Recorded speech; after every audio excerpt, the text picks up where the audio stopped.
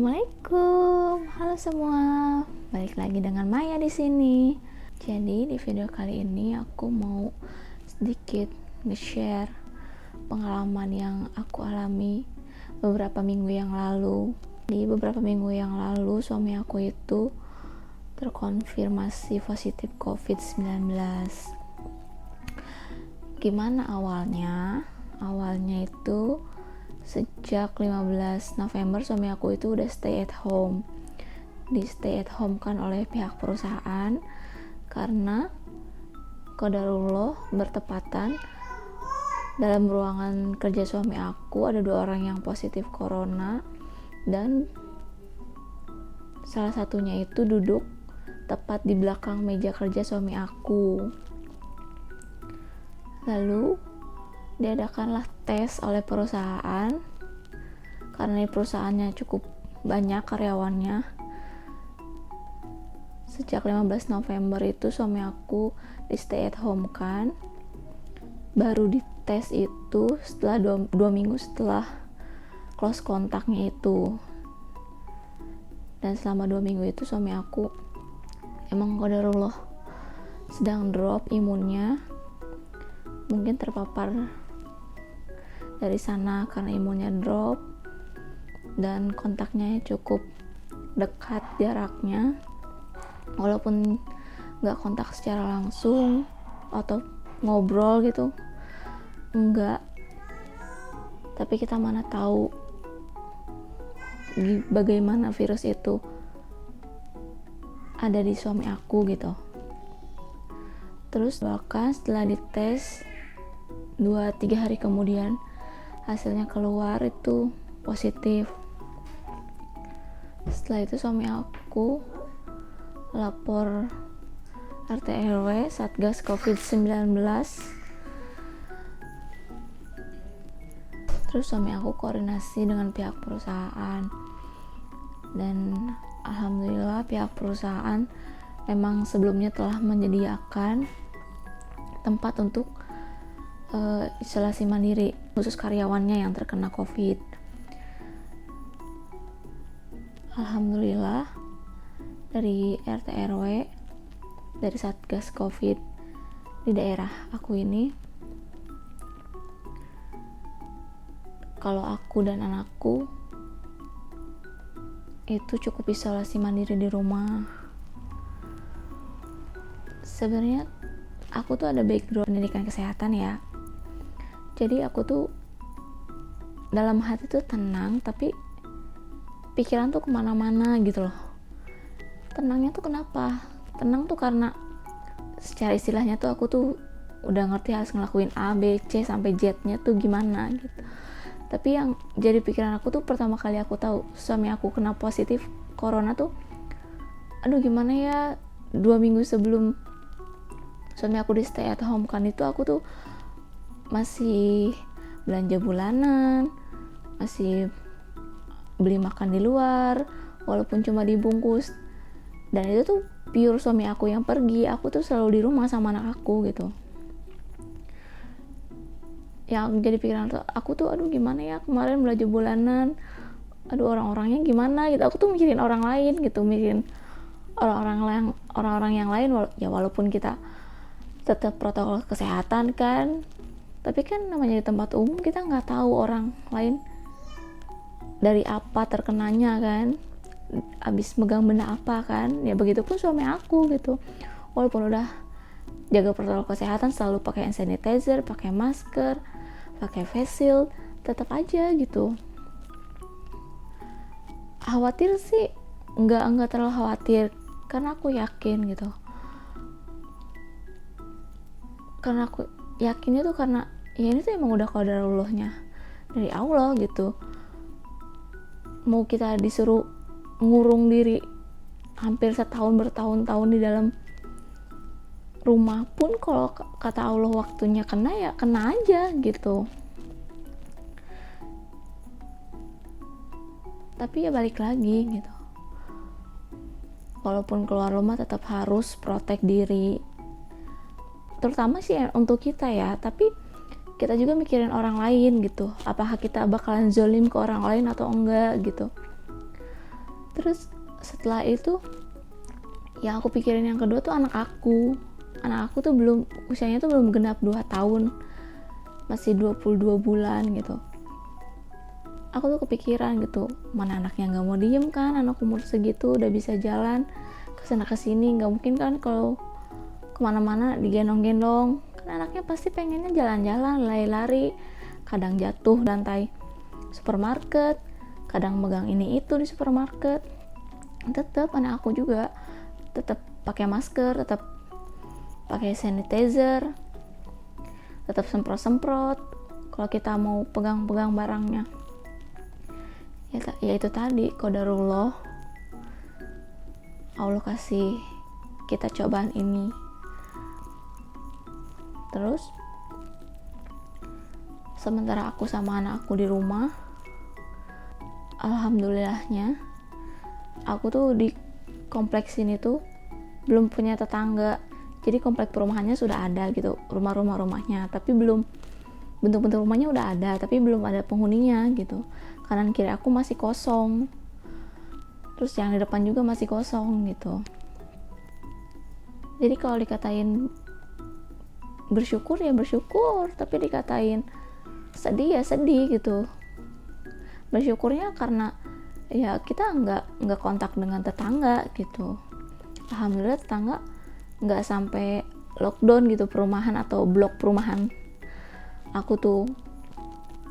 Ya karena emang aku baru 3 bulan pindah di sini kan, dan itu pun bisa dihitung jari. Selama 3 bulan itu tuh aku tuh baru 2 kali, bener-bener 2 kali ngelilingin komplek gitu, karena cuma pengen bikin suasana seger buat anak aku gitu, keluar rumah gitu. Kan anak umur segitu kasihan di dalam rumah terus cuma ditontonin TV mainan, buku. Kan dia juga perlu menghirup udara segar gitu. Paling pagi-pagi atau sore gitu, keliling blok perumahan, dan itu pun nggak lama, nggak sempet kontak dengan orang-orang. Tapi alhamdulillah walaupun baru tinggal 3 bulan di sini, masyarakat kompleknya alhamdulillah care gitu.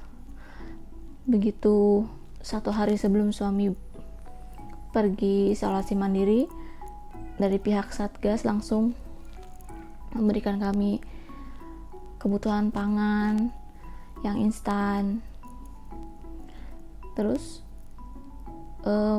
setelah suami kan pergi isolasi mandiri tuh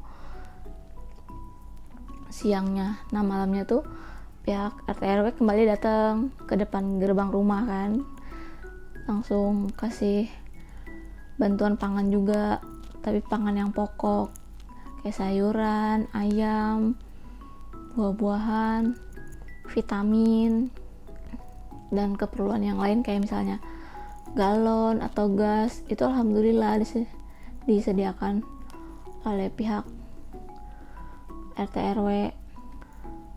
Terus selama aku isolasi mandiri ini, aku lihat perkembangan aku dan anakku.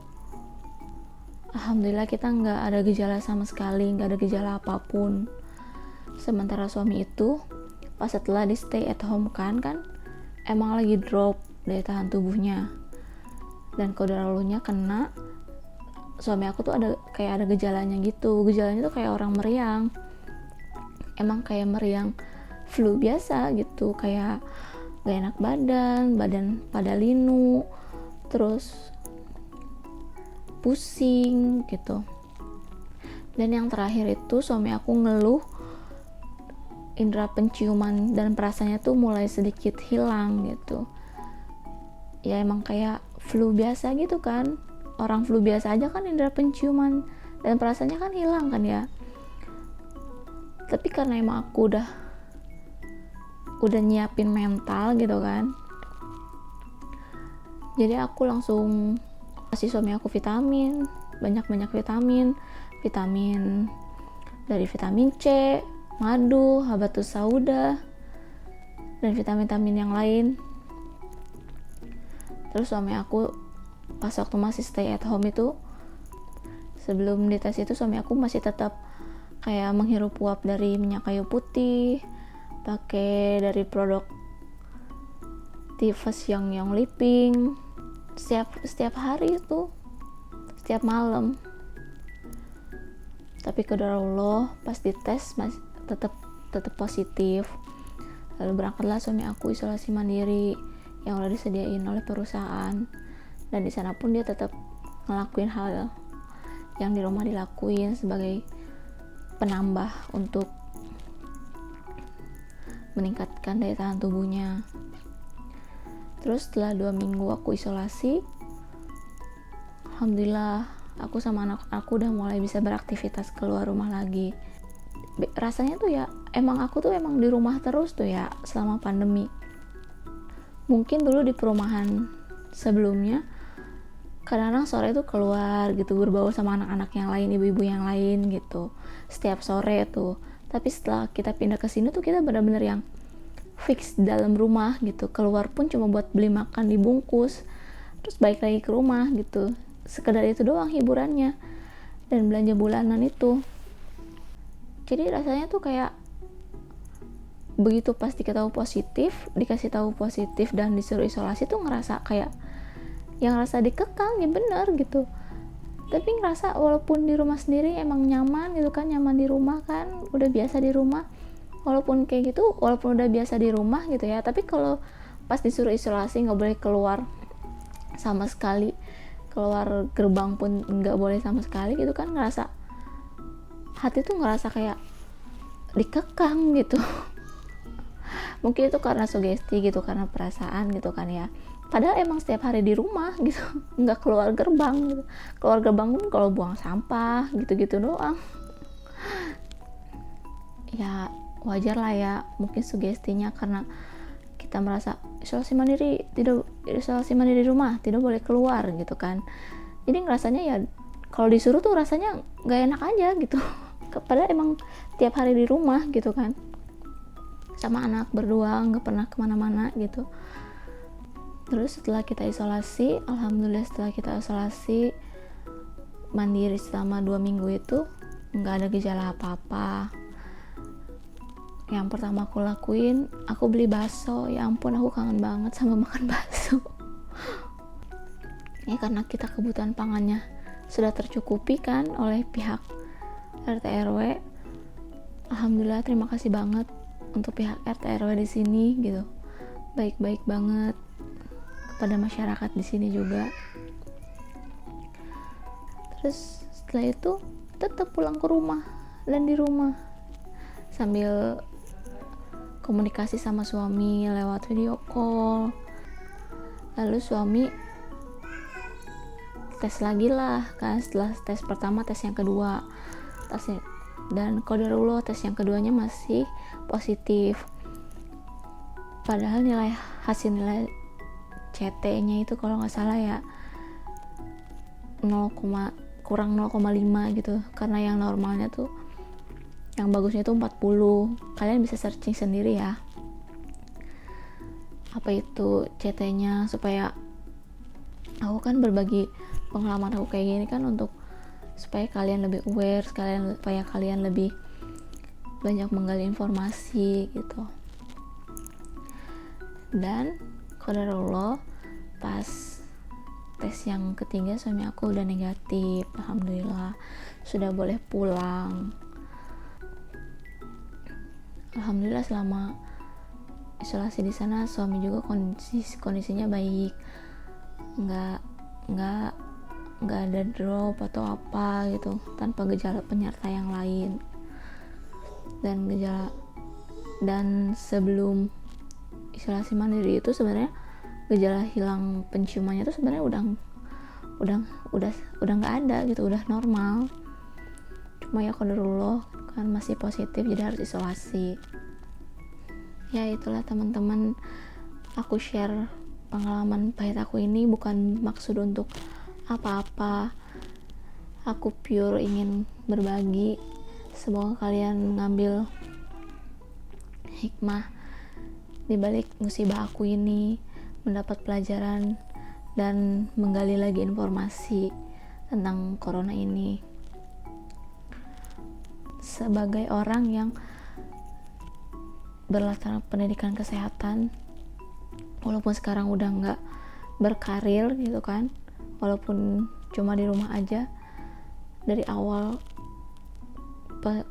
awal corona ini muncul di Indonesia, aku tuh udah ngomong sama suami aku, pasti nanti berakhir dengan vaksin.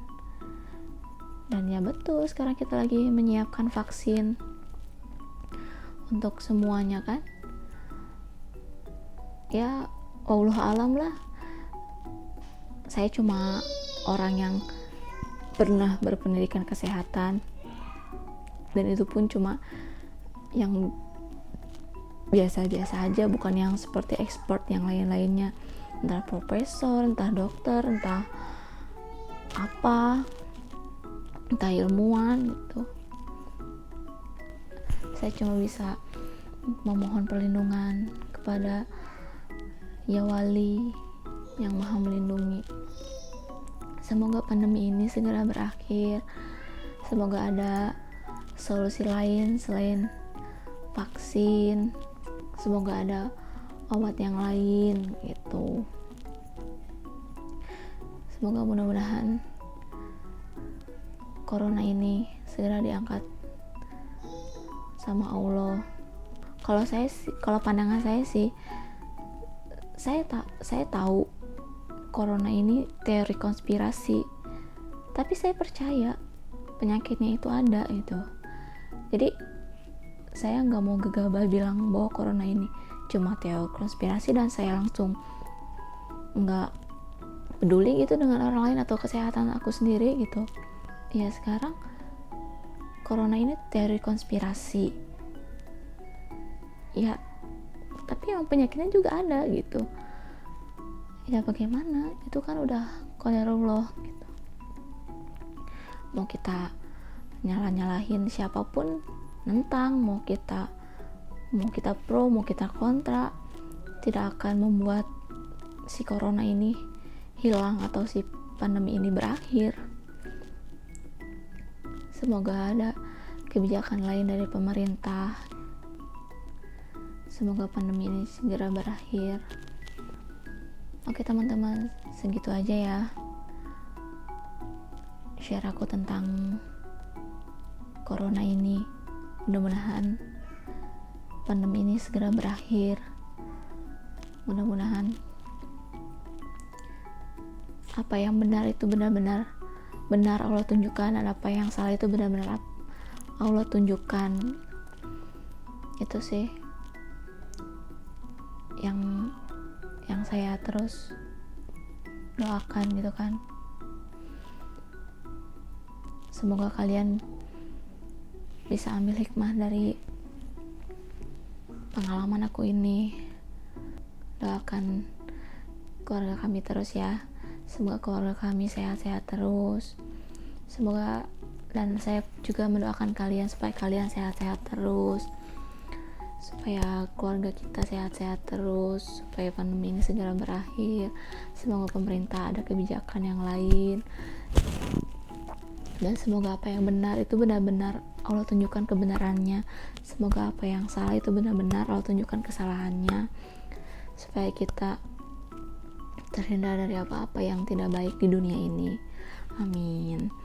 Oke teman-teman, aku ingetin ya, jangan lupa like, komen, dan subscribe supaya channel aku lebih berkembang lagi dan aku lebih semangat buat upload video lainnya.